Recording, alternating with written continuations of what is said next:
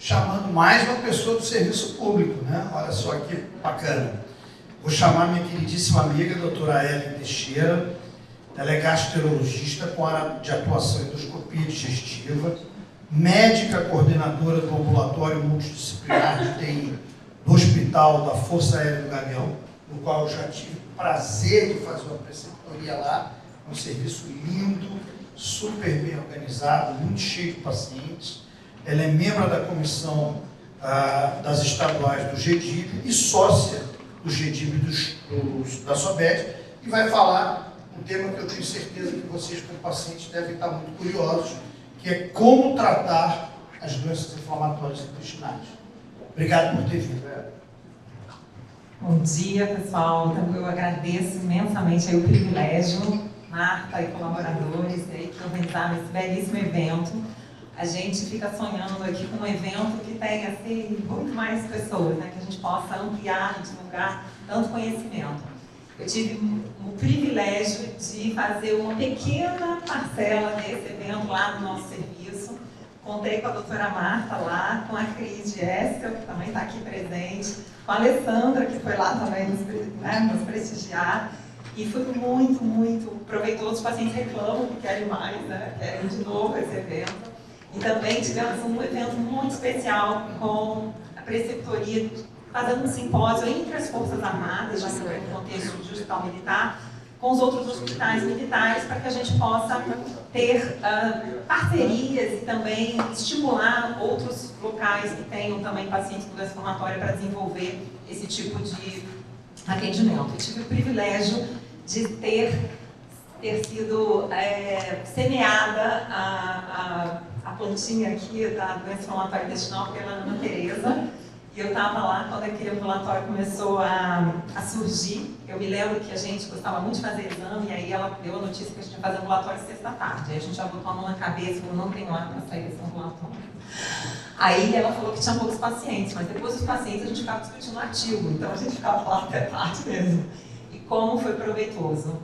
E isso serviu para mim, Ana, de ferramentas aí para a gente, né, tentar dar continuidade a esse trabalho. Eu agradeço muito esses primeiros passos aí que eu tive. Então vamos lá, falar um pouquinho sobre o tratamento das DIs. Eu não tenho conflito para essa apresentação. Eu sou alta, eu acho que eu vou ficar aqui embaixo, que eu fico mais fácil para a gente falar.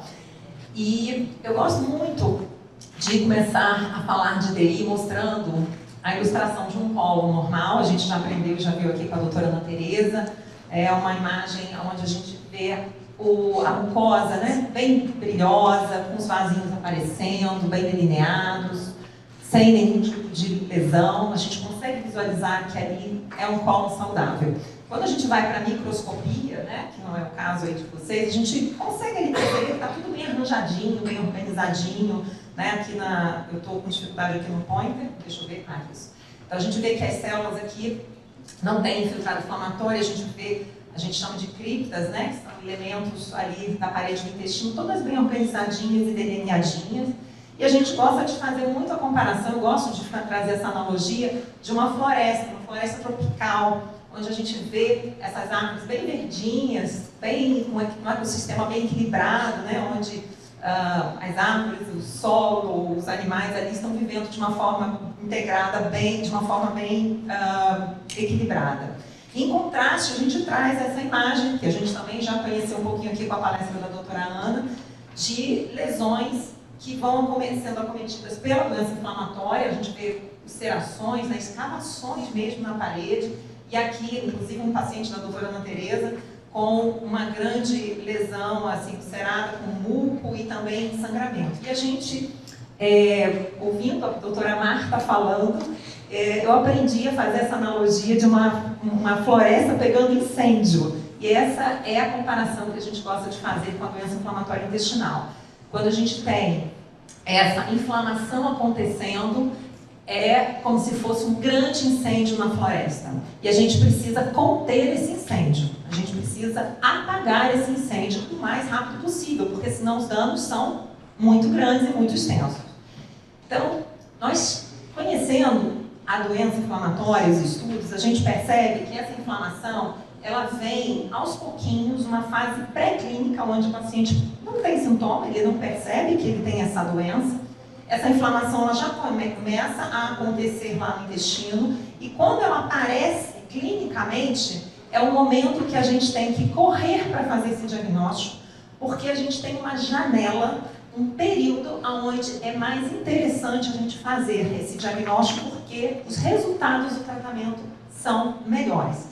Por isso, essa lei que o Thiago acabou nos mostrando, como ela tem uma importância de que a gente acelere esse processo de diagnóstico, porque a gente sabe que os tratamentos, independente até das drogas, o que faz muita diferença é o tempo desse diagnóstico, para que a gente não tenha danos estruturais na parede do intestino, como na floresta, que ele só não fique tão empobrecido, com tanta dificuldade de crescer novas árvores. É a mesma coisa. A gente vai ter dano estrutural e a gente não vai conseguir ali trazer uma mucosa, uma parede saudável. Então, como tratar as doenças inflamatórias? Nós temos alguns critérios quando a gente vai escolher o tratamento do paciente. Então, como se fossem ferramentas para apagar esse incêndio.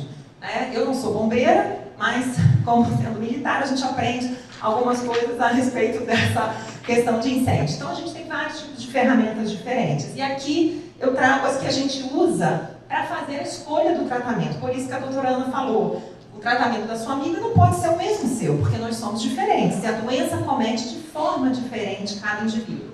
Então, a gente usa critérios como falhas de terapias prévias, o paciente já tratou antes com algum remédio. As manifestações extraintestinais, a gente sabe que a doença inflamatória intestinal ela não acomete apenas o intestino, ela é uma doença que acomete todo o nosso organismo. Então a gente pode ter manifestações da pele, nas articulações, no sangue, a gente tem vários outros, no fígado, enfim. A gente vai falar um pouquinho sobre isso mais na parte da tarde. Então, tendo acometimento em outros órgãos, algumas escolhas, algumas drogas podem ser preferenciais por outras. Tá? A gravidade, o que a gravidade nos diz? A intensidade desse incêndio. Né? Se eu tenho só um foguinho ali, um foquinho, ou se eu tenho um grande, um fogaréu. Então isso vai mudar a nossa urgência, a rapidez da droga, tudo isso vai influenciar. Estudos de custo-eficácia, evidências científicas, né? Para pediatria é uma coisa, para o paciente idoso é outra, né? Então a gente vai vendo qual é a evidência científica naquela população, junto com as características individuais. Eu tenho uma paciente que quer engravidar, eu estou com uma criança, eu estou com um idoso, eu estou com um paciente que já teve câncer, tudo isso faz diferença na hora do nosso tratamento. Qual a profissão do paciente? Como influencia a gente tomar decisões nesse contexto? E o acesso, se a gente está num sistema público, se está num sistema privado, isso também vai implicar em algumas diferenças na hora da gente escolher. E aqui eu trago 2 blocos de tratamento. Tá? A gente chama tratamento convencional uma sequência de medicações que a gente costuma usar com muita frequência e o que a gente chama de terapia avançada. O nome avançado dá a impressão de que ela é melhor, né? Que ela é mais potente. Mas a gente não tem nenhuma necessidade de usar isso para, por exemplo, uma imensa maioria dos pacientes com retocolite. Né? A retocolite, geralmente, a gente fica mais frequentemente nesse grupo. Tá? Então, não quer dizer que seja avançado porque ela seja melhor, que a gente necessariamente tenha que usar. E aí eu trago aqui os nomes, que vocês não precisam decorar, mas apenas para vocês terem essa noção. Né, como os aminosalicilatos, são medicações orais. Hoje em dia a gente só trata retocolite com essas medicações, os corticoides famosos, Metformin, enfim, que a gente vai comentar, que pode ser tanto para doença de Crohn quanto para retocolite. As tiopolinas, que são os imunossupressores, a azatioprina, e o seu metabólito, que é a 6-mercaptopurina, o metotrexato, que a gente só trata na doença de Crohn, e os inibidores da calcineurina, que a gente utiliza mais frequentemente para o paciente com retocolite ulcerativa grave, internado. E já as terapias avançadas, a gente tem essa constelação de MAPs aí, com esses nomes complicados, né, que às vezes a gente não consegue nem falar, e que cada vez vai aumentando o nosso menu de opções terapêuticas. E que bom que isso está acontecendo. E aí a importância, mais uma vez, dessas nossas parcerias com as associações de pacientes, para que a gente tenha cada vez mais a disponibilidade dessas medicações, tanto no SUS quanto no sistema privado. Então, vocês são muito importantes nesse processo. A ideia aqui não é a gente ficar delineando o que cada um faz, a diferença. são minúcias, né? Mas tem diferenças entre cada um deles, tem situações onde a gente vai preferir um em detrimento de outro, mesmo estando na mesma classe, tá? Então, apesar deles estarem bloqueando a mesma citocina inflamatória, a gente tem alguns nuances de diferença que vai dar preferência a um em detrimento de outro. E tem vezes que a gente pode usar qualquer um deles e que vai depender justamente do perfil do doente, né? Idade, se quer engravidar, profissão, porque isso implica se ele vai fazer terapia venosa ou subcutânea. Enfim, a gente tem vários outros critérios nesses quesitos. E a gente tem uma mais recente classe de drogas, que são os inibidores de JAK, que são moléculas orais. Então, são medicações exclusivamente orais, não são injetáveis, diferente das outras medicações acima. E aí eu trago para vocês aqui uma noção que também é importante de vocês saberem, que a gente pode fazer uma sequência de tratamento diferente de um paciente para o outro. E quem dita isso é a questão da atividade inflamatória do paciente. Se eu tenho um paciente com uma atividade inflamatória mais leve, eu vou começar o degrauzinho mais baixo. Mais baixo em termos de potência? Não. É aquela medicação que é o suficiente para eu poder tratar um pequeno incêndio, um pequeno foco de incêndio. Uma lesão que não seja tão extensa, que não tenha tanta gravidade. E aí nós vamos subindo de degrau.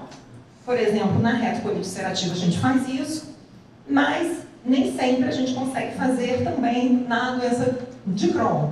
A gente geralmente começa, geralmente a gente já começa aqui nesse degrau, na doença de Crohn, quando a gente tem possibilidade, ou a gente começa nesse degrau. E aí vai dar do manejo do paciente. A gente às vezes consegue descer o degrau e às vezes a gente não consegue descer, a gente tem que ficar estacionado naquele degrau. Então, tudo vai ser diferente de caso para caso. E é importante a gente ressaltar que existe o papel da cirurgia. Às vezes, nós, como clínicos até, a gente dá a impressão para o paciente, ou o paciente tem essa impressão, de que quando eu vou para a cirurgia, eu farei todos os tratamentos. Não, a gente tem que considerar que a cirurgia é uma forma importante, válida, para o tratamento de determinados pacientes. E tem casos que a gente já tem que começar com cirurgia, porque remédio não adianta. E eu gosto muito de dividir o nosso tratamento nessas 3 possibilidades, né? Então, eu, como comecei aqui a fazer a comparação com incêndio, eu estou trazendo, então, que o início desse tratamento vai ser com o foco de apagar essa chama. Eu tenho que apagar esse fogo. Então, a gente chama isso de tratamento de indução, o nome é esse.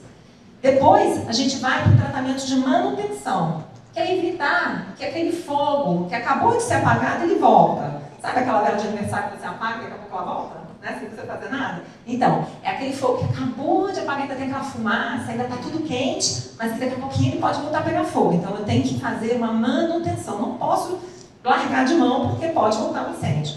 E também estratégias a longo prazo para que eu não tenha incêndios em outras fases da vida, entendeu? A prevenção do incêndio. E aí eu trago aqui com mais detalhes a abordagem terapêutica que nós fazemos. Eu não vou ficar aqui citando dosagem, né? Só coloquei aqui para vocês terem uma noção. Na retocolite ulcerativa a gente usa muito os aminosalicilatos, tá? A gente pode começar tanto com a forma oral ou também a forma retal, com o supositório ou o clistério, o veneno que a gente chama. É importante ressaltar que quando a gente tem a inflamação mais no finalzinho do intestino, é muito interessante a associação do oral com essas drogas tópicas, isso está comprovado que a gente tem melhor eficácia no tratamento. E na manutenção, a gente também costuma usar os mesmos remédios, porém com uma dose um pouco mais baixa, tá? Quem dita que pode sair da forma de indução, isto é, paixão, ali ainda o incêndio, ou quando a gente pode ir para a dose de manutenção, são o exame clínico e os exames laboratoriais. Não basta só o paciente estar com a diarreia tenha cessado, não basta o paciente dizer, acabou meu sangramento, então eu já vou diminuir porque esse remédio é muito caro, ou porque está faltando lá no SUS, então eu vou dar uma economizada aqui. não adianta, porque se a gente diminui antes da hora, o incêndio pode voltar. Tá? A gente vê isso com muita frequência. O corticoide, eu gosto de falar que ele é o nosso malvado predileto, né? Porque é uma medicação que realmente, quando a gente precisa, ela é potente, ela costuma agir rápido, ela tem a questão do custo, né, que não é tão elevado, não é elevado, porém a gente sabe que a gente não pode permanecer com a medicação por um tempo prolongado. Esse tempo que a gente estipula é em torno de 60 dias, né, 8 semanas. Às vezes a gente prolonga por um pouquinho mais, que às vezes a gente precisa prolongar. Mas a gente tem que ter essa ideia de que é um erro muito frequente de manter o corticoide a longo prazo. E a gente vê isso na nossa prática clínica. O paciente vai enchendo de efeitos colaterais graves, às vezes até para o resto da vida, por conta de uso de corticoide de forma indevida. Tá? Então, ele não é recomendado na fase de manutenção. Tá? É importante fazer o desmame progressivo. A gente nunca pode tirar o corticoide de uma vez só. A gente tem que ir diminuindo a dose gradativamente. Por isso que às vezes a gente precisa manter aí até mais tempo, além de 8 semanas. A gente tem as tiopurinas, que são os imunossupressores. Eles demoram a agir, começam a agir a partir de 8 semanas. Então a gente não usa no período do fogaréu. Porém, a gente acaba começando ele lá no início, porque como ele demora tanto para agir, quando a gente chegar na fase de manutenção, ele já está fazendo efeito, entende? Então, a gente às vezes começa nesse tempo aqui, mas ele não está ainda agindo, tá? A gente usa tanto para retocolite quanto para doença de Crohn, que saiu errado, e a gente usa muito na sequência de corticoide ou com comboterapia, ou às vezes a gente também pode usar ele de forma isolada, tá? O metotrexato é uma outra droga que a gente acaba utilizando muito quando o paciente tem associação com doenças reumatológicas, né? É muito frequente. A gente usa apenas para a doença de Crohn e a mesma coisa, ele não é recomendado na dose na fase de indução e a gente acaba usando ele mais na fase de manutenção. Eu trago aqui de uma forma resumida as possibilidades de tratamento avançado, como a gente já tinha comentado, só que dessa vez discriminando em cada doença onde ele está previsto, tá? Essa lista, gente, vai aumentando a cada dia.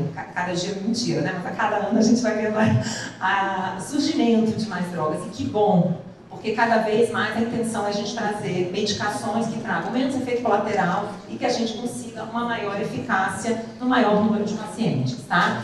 Então, eu não vou me detalhar nessas medicações, porque senão a aula ficaria muito extensa, mas eu trago aqui ainda a importância do tratamento cirúrgico.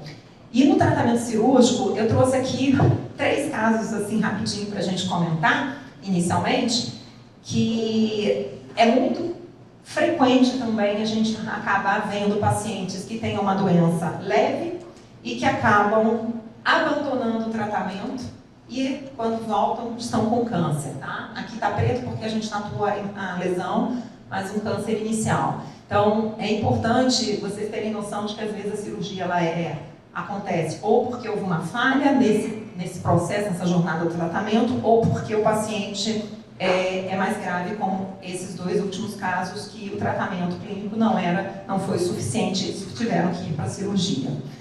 Trago aqui um caso bem ilustrativo do nosso serviço, de um paciente que é piloto de helicóptero militar e ele teve um diagnóstico inicial de retocolite. Vocês veem aqui alguma inflamação, mas a inflamação não era em todo o colo. Ele teve um período que ele abandonou o tratamento, foi para um tratamento alternativo. 8 meses depois, a gente tentou fazer uma coluna, a gente nem conseguiu progredir de tanto sangramento que ele tinha.